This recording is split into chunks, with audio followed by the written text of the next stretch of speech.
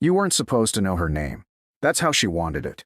Just another maintenance tech in worn boots, moving quietly beneath miles of reinforced steel and humming pipelines. Most days, no one looked twice at Nova Warden, 28, the girl with the faded overalls and a name patch fraying at the corners. But there would come a night, one night, that turned her silence into the only thing keeping them alive. And when the alarm screamed and the PA roared her name for the first time in 7 years, every soldier in that base would finally understand who they'd been ignoring all along. And if you believe some of our quietest warriors carry the loudest legacies, then like and subscribe. Because this story, this one deserves to be remembered.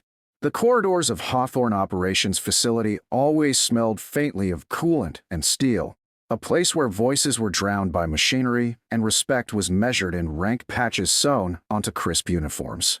Nova had none of that anymore. No stars, no ribbons, no title. Not here. She clocked in before dawn every day, sliding her ID across the scanner, walking past young cadets too busy trading jokes to notice her passing. To them, she was background noise. Just another pipe girl keeping their showers hot and their drinking water clean. That's all they saw. But Jonah Reese didn't. Jonah was a 22-year-old cadet fresh out of basic, bright-eyed, respectful, and, unlike most of his peers, curious. The first time he spotted Nova crouched beneath an exposed pipe, flashlight clenched between her teeth, hands deep in a mess of wires and valves, he hesitated before asking the question that would stick with him. Why do you always check the ceiling vents? Most techs don't bother. Nova didn't look up, her voice flat but calm. Leaks don't always come from the pikes you see. Jonah smiled awkwardly, expecting more. But that was all she said before snapping a valve in a place with one practiced motion and standing with the precision of someone who'd done this 1,000 times before. That was the thing about Nova. She never wasted words. Never needed to. Every move she made was deliberate, precise, like someone playing a game no one else realized they were in. And Jonah noticed the little things. The way she scanned every corridor before entering, how she checked the overhead ventilation even when working far below the surface, and how she always sat facing the doors in the mess hall, like someone trained never to get surprised. But no one else noticed. Lieutenant Marcus Hale sure didn't. He was one of Hawthorne's rising stars, 29, decorated, ambitious, and loud. If Hale had a specialty, it wasn't strategy. It was making sure everyone within 100 yards knew his name. He had no patience for Nova's silence, no time for ghosts of old wars. To him, she was the pipe rat. He even said it once, loudly, in the officers' lounge, earning laughter from the cadets seated around him. Watch her pace, Hale said, gesturing toward the hallway where Nova was kneeling beneath the service hatch. I swear she acts like there's a sniper in the vents. Probably thinks she's on some secret op. A few chuckles followed. Jonah didn't join them. He just watched Nova finish her inspection, close her kit, and walk past without a single glance in their direction. If the laughter stung, you'd never know it. Nova had learned years ago that silence was power. 6 years back, at 18, she enlisted as a combat engineer, one of the youngest ever to qualify for Vanguard protocol, a classified field program designed for high-risk tactical infrastructure operations. If it exploded, leaked, flooded, or burned, Vanguard engineers were the ones called in first. Nova was good at it. Too good. Her unit called her the Ghost, the one who slipped into places no one else could and left nothing but stable systems in her wake. But Hawthorne wasn't the battlefield. This was supposed to be her reset. A civilian posting, if you could call anything under 200 feet of concrete civilian. Most didn't know Vanguard even existed, and Nova intended to keep it that way. Still, old instincts don't die. Her routines weren't habits. They were preparations. Every sound was cataloged, every vibration logged, every inch of pipe mapped in her mind. And that morning, as she walked sublevel free of Sector Delta, toolkit clinking softly against her thigh, something caught her attention. A faint, rhythmic hum reverberating through the pipeline. Too steady to be random, too deliberate to ignore. She paused, pressing her palm flat against the cool steel. Listened. 3 pulses. Pause. 3 more. A pattern. Her brow furrowed. None of Hawthorne's water lines should have been carrying a triple pulse frequency. It was wrong. Nova opened her tablet and ran a diagnostic sweep. The screen lit green, All systems normal. That wasn't possible. Above her, cadets laughed somewhere down the hall, arguing over lunch rations. She heard Hale barking orders at someone about perimeter patrol rotations. She heard the distant hum of turbines powering the shield wall. And beneath all of it, steady as her own heartbeat, the unnatural vibration didn't stop. Nova logged it manually in her private notebook, not the base-issue tablet. She didn't trust Hawthorne's systems to flag anomalies like this. And while most ignored small disruptions, Nova knew better. She'd seen things go wrong before.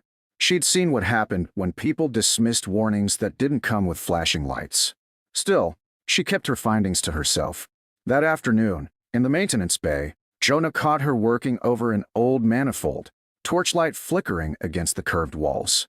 He leaned against the doorway, watching her work for a moment before asking, "Why do you never sit with anyone in the mess?" Nova didn't glance up. Easier to hear things when people forget you're there. Jonah frowned, confused, but before he could respond, the base intercom crackled to life above them with a burst of static. Facility diagnostics complete. All systems operational. Jonah sighed in relief. Guess that means everything's fine. Nova tightened a bolt on the manifold and shook her head. Never trust green lights. If she noticed Jonah's puzzled look, she didn't explain. Hours passed. Another quiet day, another silent shift.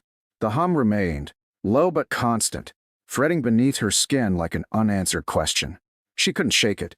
And later that evening, as she made one last round through sublevel 3, her boots splashing faintly and condensation pooling along the steel floor, she ran her fingers along the pipe again. Still there. 3 pulses. Pause. 3 more. She set her jaw, opened her kit, and went to work. If Command wasn't going to investigate, she would.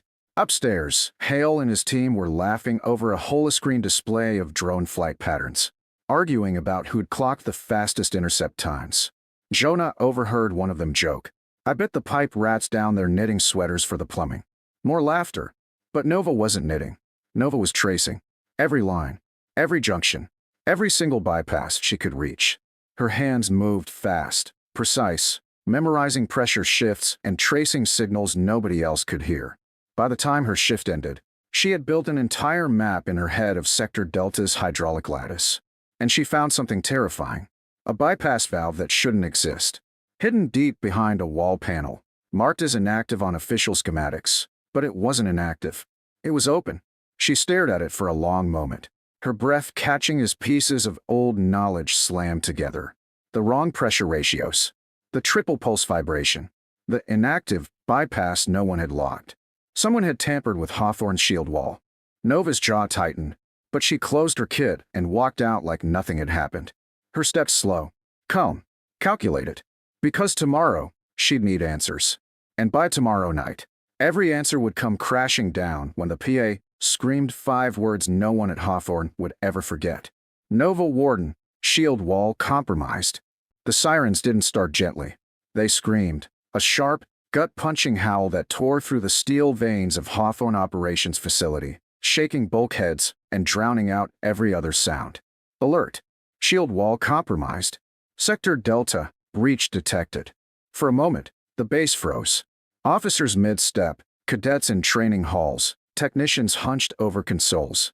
All caught in the same heartbeat of stunned silence. Then chaos detonated. But Nova Warden didn't freeze. Her boots hammered against the grated flooring as she sprinted down the narrow corridor, toolkit bouncing against her hip. She wasn't guessing where to go. She already knew. Sublevel Delta, free.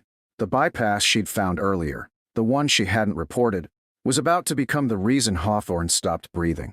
Behind her, Cadet Jonah Reese struggled to keep pace, his voice cracking over the alarms. "Nova, what's happening?" "Someone's bypassed the shield's secondary flow lines," she said, barely breaking stride. "If I don't reseal the backup systems before the cascade, Delta floods. And if Delta floods, we lose the base." Jonah stumbled at her words. "Floods? We're underground." "Exactly," Nova shot back. Ahead, Lieutenant Marcus Hale barked orders into his comm, sweat streaking down his temple despite the icy air. He spotted Nova heading straight for the locked sublevel hatch. "Warden, get back up top," Hale shouted. "Engineering stays clear until security sweeps the breach." Nova didn't slow. "I'm resealing the lines." Hale stepped into her path, his voice rising over the alarms. Are you out of your mind? You're a water tech, not security. Nova stopped just long enough to meet his gaze. Her voice was flat, calm, and steady, the opposite of his. Move, Lieutenant. Or Sector Delta dies in under 3 minutes. Something in her tone cut through his bluster. Hale hesitated, jaw tight, then stepped aside. Jonah shot him a glance as he passed, half apology, half warning. But Nova didn't look back. They descended into sub-level Delta, free, a labyrinth of slick catwalks, steaming pipes, and interwoven conduits. The temperature spiked immediately, the air thick with condensation and the sharp tang of overheated coolant. The constant hum of turbines roared beneath their feet, but something about the rhythm was wrong, mismatched, unstable. Nova dropped to her knees by the manifold, wrenching open her kit with precision. Jonah hovered behind her, pale and wide-eyed, watching gauges spike on the control panel beside them. This doesn't look like a leak, he said nervously. It isn't, Nova muttered, scanning pressure readings. It's sabotage. Jonah's breath caught. How do you even know? The PA system crackled overhead, cutting him off. A crisp, commanding voice sliced through the chaos. Nova Warden, confirm location. Sublevel free. Jonah's head snapped up. They were calling her name. Over military-wide comms. Nova tapped her earpiece calmly. Confirmed. Stabilizing the breach. Another pause. Then a voice Jonah had never heard before. Sharp, authoritative, undeniable. General Alara Vance, Command Authority. Nova, you're cleared for Vanguard protocol. Override authorized. Jonah blinked hard, confused. Vanguard. He'd heard whispers, stories passed between cadets late at night about an elite, classified engineering program. Ghost units called in when every other option failed. Most thought it was a myth. But Nova's expression didn't change. She reached into the bottom of her kit and slid a black, matte-edged key into the console port. Hidden systems came online instantly, amber lights rippling across the panel. System override accepted. A synthetic voice chimed.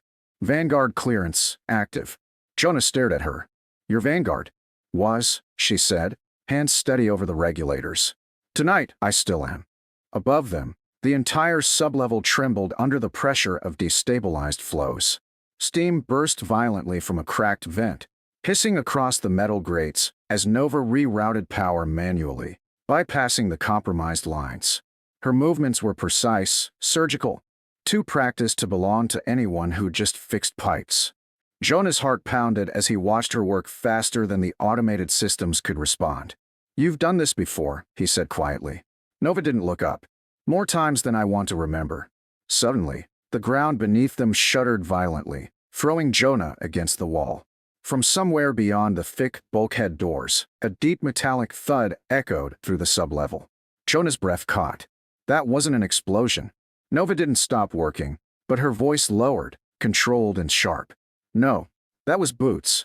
Jonah froze, panic seeping into his chest. That's impossible. We're 200 feet underground. Another thud, louder this time, reverberated through the pipes like a war drum. It's not impossible, Nova said, sealing the last valve. It's planned. The PA system erupted once more, General Vance's voice colder, sharper than before. All Hawthorne personnel, prepare for contact. This is no longer a systems failure. Repeat, this is a coordinated breach. Then the lights went out.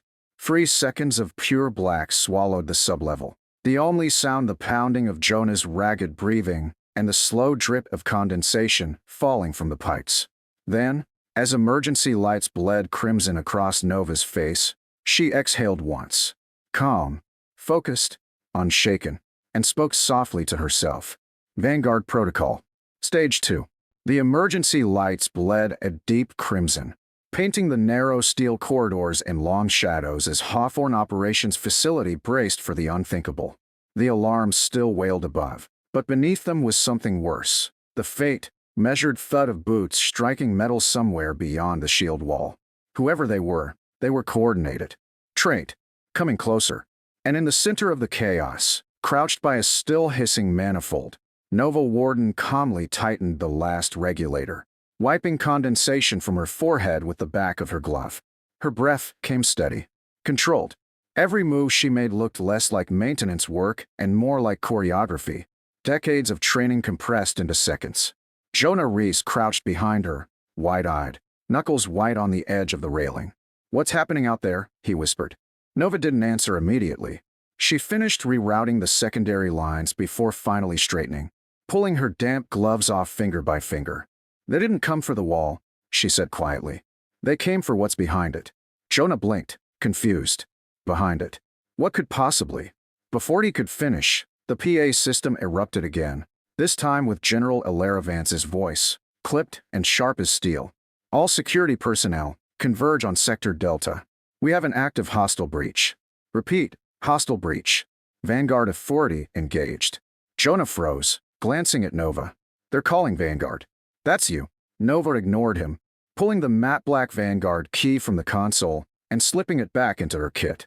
She tapped her comms unit, speaking low and calm. "Command, this is Nova Warden. Sublevel freeze containment lines are stabilized. I'm requesting direct access to shield node control." There was a pause. Then General Vance's voice returned, lower now, more measured. "Granted. Nova, your lead on this." Jonah's head whipped toward her. "Lead?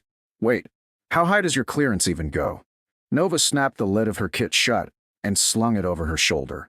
Her gaze was fixed down the dark corridor ahead, high enough to clean up everyone else's mistakes.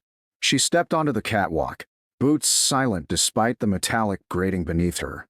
Jonah hurried after her, his breathing fast, his mind spinning. "How are you so calm right now?" he hissed. Nova glanced over her shoulder, her expression unreadable. "Because panic makes noise, and noise gets you killed." They reached the reinforced hatch leading deeper into Sector Delta's shield control chamber. Nova keyed in a bypass code, so old Jonah doubted anyone else on base even knew it existed. With a hiss of hydraulics, the door slid open into darkness. Inside, the chamber was massive, walls lined with layered conduits and glowing status panels, the central shield core looming like a silent giant in the dim red light. But it wasn't silent for long. Another thud echoed, closer now, and then a second, then a third. Jonah swallowed hard, whispering, "They're inside the perimeter." Nova crouched low behind a coolant unit, scanning the displays on the shield node. The compromised wall had recovered only 40% power, barely enough to hold if someone breached further. She toggled a manual override on the terminal, forcing auxiliary feeds to bypass damaged relays. The system screamed a warning but obeyed. Jonah peeked nervously from cover. "Who are they? Raiders? Spies?" "No," Nova said quietly. "Professionals." Suddenly, voices echoed faintly from the other side of the chamber. Low, clipped, speaking in bursts too short for casual chatter. "Listen," Nova whispered, holding up a hand. Jonah froze. 3 syllables. Pause. 2 more. Military cadence. She exhaled slowly. "Not raiders," she confirmed. "Black flag infiltrators." Jonah's brow furrowed. That's not possible. They need clearance to even get past the outer perimeter." Nova's jaw tightened as she checked her readings again. "They didn't bypass Hawthorne's security," she said flatly. "Someone on the inside opened the door for them." Jonah's face drained of color. Above them, the PA system roared once more. "Delta breach expanding. Contact confirmed. Sector lockdown initiated." A deafening clang reverberated through the chamber as an outer blast door above them was forced open. Jonah flinched at the sound, but Nova was already moving, sprinting toward the secondary manifold console. Her hands flew across the controls, forcing emergency override locks on 3 key pressure regulators tied directly to the east side access conduits. Jonah scrambled after her, heart hammering. "What are you doing?" "Buying us time," Nova said through clenched teeth. "If they reach the mainline conduits, the shield core goes down in under 2 minutes. If that happens, we're exposed to open air." He stared at her, stunned. "And if we're exposed?" "They on Hawthorne," she finished, cutting him off. As the door above them gave way, harsh white lights spilled into the chamber. Silhouetted figures appeared on the catwalk, weapons drawn, movements synchronized. Jonah instinctively reached for his sidearm, but Nova grabbed his wrist, forcing it down. "Not yet," she murmured. "Let them make the first move." The infiltrators scanned the chamber quickly, their helmets gleaming under the emergency lights. One of them motioned toward the shield node, Another signaled to split into 2 squads. Silent. Efficient. No wasted energy. Jonah's breath caught in his throat, but Nova's face remained calm, eyes tracking every step, every angle, every timing window. Finally, she stood, shoulders squared, voice carrying across the chamber with an authority Jonah had never heard from her before. "You're 30 seconds too late."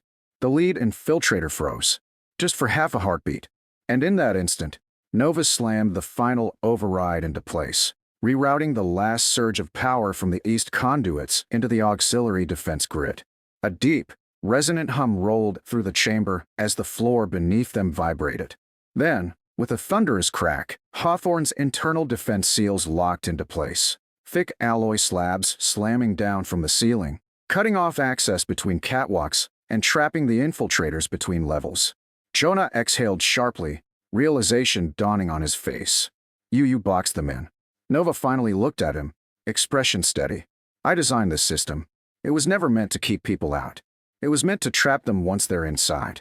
On the comms, General Vance's voice returned, sharper this time, but carrying something new beneath it. Respect. Containment seals engaged. Infiltrators locked. "Nova, Hawthorne stands." Jonah stared at her, finally understanding what everyone else had missed. The quiet woman in faded overalls who fixed pikes and avoided crowds had just saved a facility that hundreds of soldiers couldn't defend. For the first time since the alarms began, Nova let herself breathe. Then, slinging her kit over her shoulder, she turned toward the exit. "Come on," she said quietly. "We still got leaks to fix."